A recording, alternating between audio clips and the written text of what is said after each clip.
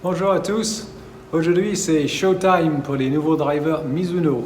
J'ai deux drivers, donc le STZ et le STX.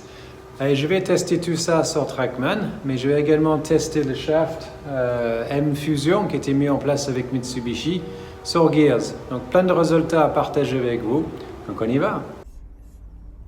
Donc voici les nouveaux drivers, donc Mizuno Showtime X et Z. Et la première chose qu'on va pouvoir voir, c'est que, comme toujours chez Mizuno, c'est beau. Ils ont toujours des belles choses. Et puis là, encore une fois, c'est la même chose donc, sur ces nouveaux drivers. Donc, deux modèles, le Z et le X. Et donc, deux choses différentes au niveau de le positionnement de centre de gravité. Donc, je vais montrer justement sur le prochain slide. Donc sur le Z, on peut voir justement avec le symbole pour les choses mesurées en 3 dimensions. Donc l'axe Z, l'axe X et l'axe Y. Et donc le STZ, comme son nom indique, on va parler plutôt de axe Z. Donc la masse ici, ou le centre de gravité, ce symbole donc représente le centre de gravité, est justement reculé sur cet axe, donc vers l'arrière du club. Et plus justement le centre de gravité est reculé justement par rapport à la face, plus ça stabilise la tête du club. Donc ça augmente le MOI, ce qui réduit justement la dispersion par rapport au coup décentré où la face aurait tendance à s'ouvrir ou fermer. Donc l'idée le STIZ, c'est juste faire en sorte de reculer le centre de gravité, de faire en sorte que la tête du club soit plus tolérante. Sur le modèle X, donc là, on va utiliser l'axe X ici, donc plutôt vers le talon. Et comme les modèles précédents que je vous ai montrés, on a justement la masse ou le centre de gravité qui va être bougé plus vers le talon. L'idée, justement, de faire en sorte que la face de club se referme plus facilement. Et donc, le STX, c'est justement par rapport aux masses, au centre de gravité qui est plus vers le talon.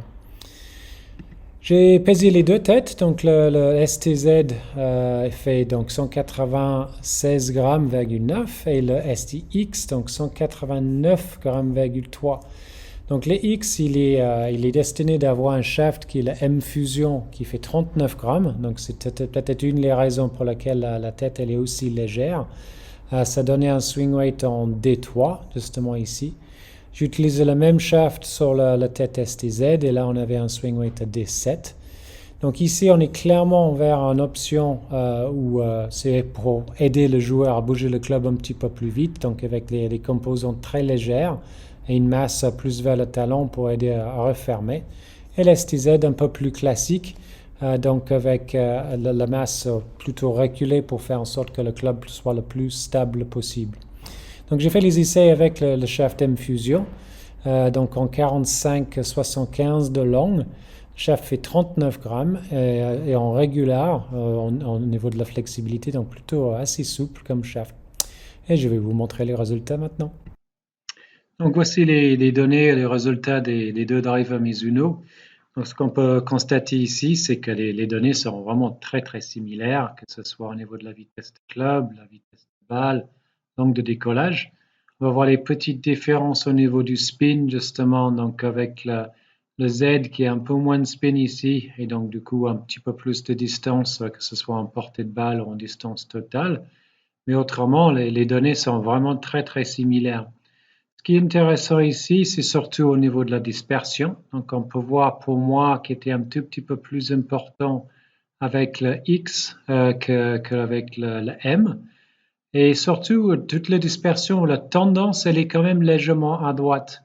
Et donc ça, c'est vraiment directement lié au shaft, à mon avis, donc avec le shaft M-Fusion.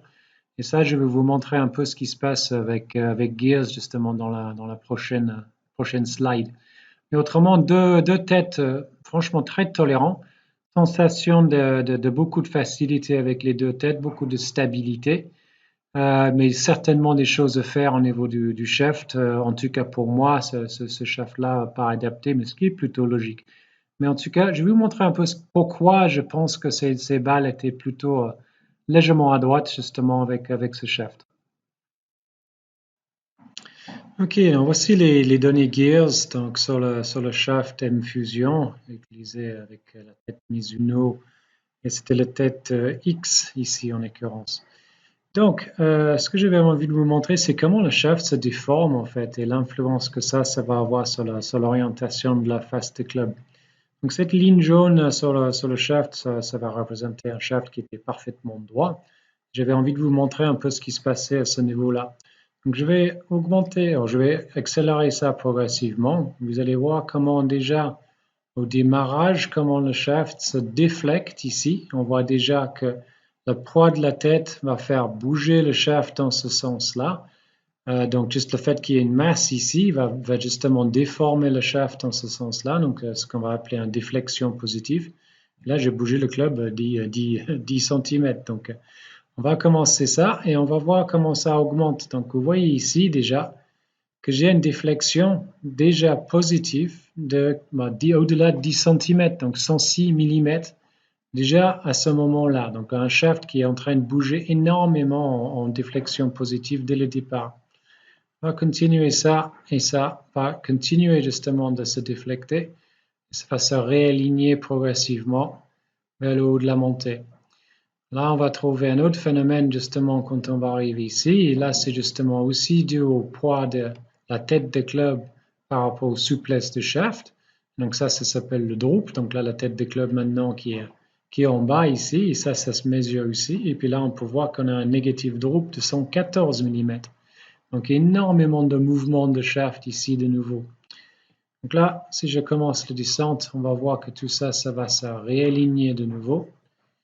Et progressivement, on va voir le shaft qui repart en déflexion positive ici pour arriver donc à l'impact à environ, je crois que c'est 35 mm ici. Donc là, 35 mm de déflexion. Donc un tout petit peu trop, c'est pas non plus catastrophique malgré la souplesse de ce shaft. On pourrait imaginer que ça bouge encore plus que ça.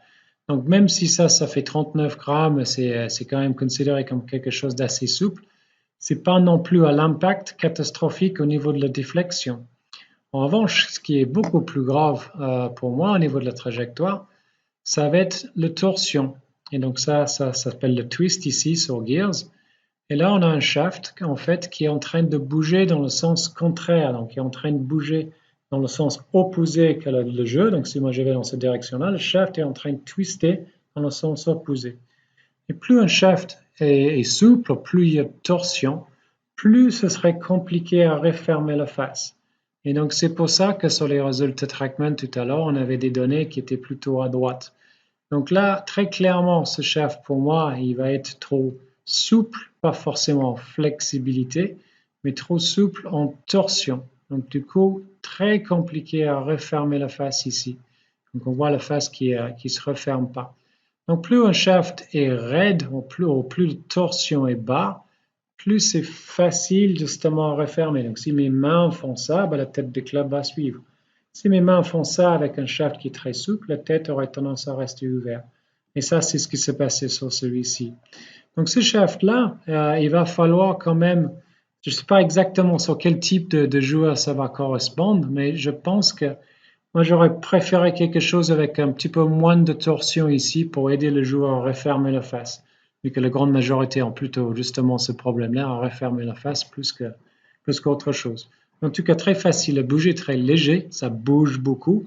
Donc, a priori, plutôt adapté à des joueurs, des swings un peu plus lents. Mais moi, j'ai préféré léger, mais avec moins de torque. Donc, ça, c'est une combinaison un peu plus compliquée à avoir. Donc, petit récap sur les données Gears avec le shaft M-Fusion.